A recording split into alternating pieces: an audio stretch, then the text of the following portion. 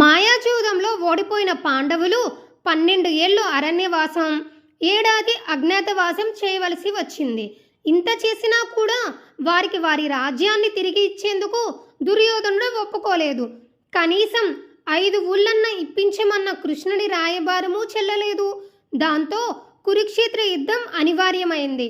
కౌరవులు యుద్ధానికి మంచి సందడిగా సన్నద్ధమయ్యారే కానీ ఒక్కో రోజు గడిచే కొద్దీ పాండవులదే పైచేగా కనిపించసాగింది. యుద్ధంలో తగులుతున్న ఎదురు దెబ్బలకి దుర్యోధనుడి దిమ్మ తిరిగిపోయింది. మనసులో కసి పెరిగిపోయింది. ఓ రోజు రాత్రి ఆ కోపంలో భీష్ముని శిబిరంలోకి అడుగు పెట్టాడు.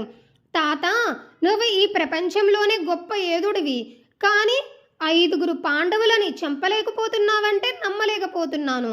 నువ్వు మా పక్షాన ఉంటూనే వారికి సాయపడుతున్నావేమో అని అనుమానంగా ఉంది అంటూ భీష్ముణ్ణి ఎగతాళిగా మాట్లాడాడు. దుర్యోధనుడు తన విశ్వాసాన్ని శంకించడంతో భీష్ముని మనసు గాయపడింది. పాండవులను ఓడించేందుకు తాను సాయశక్తులా పోరాడుతున్నానని ఎంతగా చెప్పినా లాభం లేకపోయింది. దాంతో తన విల్లంబులోంచి ఓ 5 బాణాలు బయటకు తీశాడు భీష్ముడు. వాటిని తన చేత పట్టుకొని ఏవో మంత్రాలు జపించాడు. ఆ తర్వాత వాటిని దుర్యోధనుడికి చూపిస్తూ, నా శక్తి యావత్తు ఈ 5 బాణాలకి దారపోశాను. వీటితో నువ్వు ఆ పంచపాండవులను సంహరించగలవు. రేపు ఉదయం యుద్ధభూమిలో నేను నీకు ఈ బాణాలను అందిస్తాను అని చెప్పాడు. భీష్ముని చేతిలో ఉన్న 5 బాణాలను చూడగానే దుర్యోధనుడి ప్రాణం లేచొచ్చింది. కానీ వాటిని ఆ రాత్రి భీష్ముని దగ్గర ఉంచేందుకు మాత్రం మనసొప్పలేదు. భీష్ముడు అసలే పాండవుల పక్షపాతి అని అతని అనుమానం.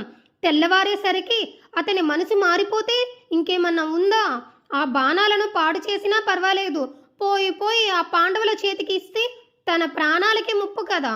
అందుకనే భీష్ముడు వద్దంటున్నా వినకుండా ఆ బాణాలను తనతో పాటు తీసుకొని బయలుదేరాడు. దుర్యోధనుడికి భీష్ముడికి మధ్య జరిగిందంతా గూఢాచారుల ద్వారా శ్రీకృష్ణుడు తెలుసుకున్నాడు. రేపు యుద్ధభూమిలో దుర్యోధనుడు ఆ 5 బాణాలను ప్రయోగిస్తే ఇంకేమన్నా ఉందా అనుకున్నాడు. ఆ అపాయానికి విరుగుడుగా ఉపాయం ఏమిటా అని ఆలోచించాడు.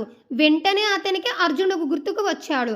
పాండవులు అరణ్యవాసంలో ఉండగా ఒకసారి దుర్యోధనుడు వారుండే ప్రాంతానికే దగ్గరలోనే విడిది చేశాడు.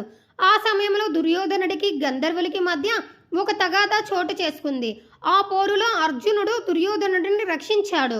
అర్జునుడి సాయానికి ప్రతిఫలంగా దుర్యోధనుడు తనని ఎప్పుడైనా ఓ వరం కోరుకోవచ్చునని చెప్పాడు. ఆ తతంగం అంతా ఇప్పుడు కృష్ణుడికి జ్ఞప్తికి వచ్చింది. వెంటనే అర్జునుడిని పిలిచి తన మనసులోని మాటను చెప్పాడు. అక్కడ తన శిబిరంలో ఆసీనుడై ఉన్న దుర్యోధనుడు సంతోషాన్ని పట్టలేకపోతున్నాడు. ఈ క్షణంలోనే కురుక్షేత్ర యుద్ధాన్ని జయించినంత సంబరంగా ఉంది అతనికి. ఇంతలో అతని శిబిరంలోకి ఎవరో ప్రవేశించిన అలికిడి వినిపించింది. ఎదురుగా చూస్తే అర్జునుడు. ఒకరి ప్రాణాలు ఒకరు తీసుకునేందుకు సిద్ధంగా ఉండే వారిద్దరూ ఎదురుబెదురుగా ఉన్నారు. కానీ మర్యాద కోసం ఈ పని మీద వచ్చావంటూ అర్జునుడిని ప్రశ్నించాడు దుర్యోధనుడు. ఒకనాడు నేను నీ ప్రాణాలను కాపాడినందుకు ఎప్పటికైనా నేను కోరుకున్న వరం ఒకటి ఇస్తానని మాట ఇచ్చావు, గుర్తుందా? ఇప్పుడు ఆ సమయం ఆసన్నమైంది. నీ చేతిలో ఉన్న 5 బాణాలను నాకు ఇచ్చేయి అని అడిగాడు అర్జునుడు.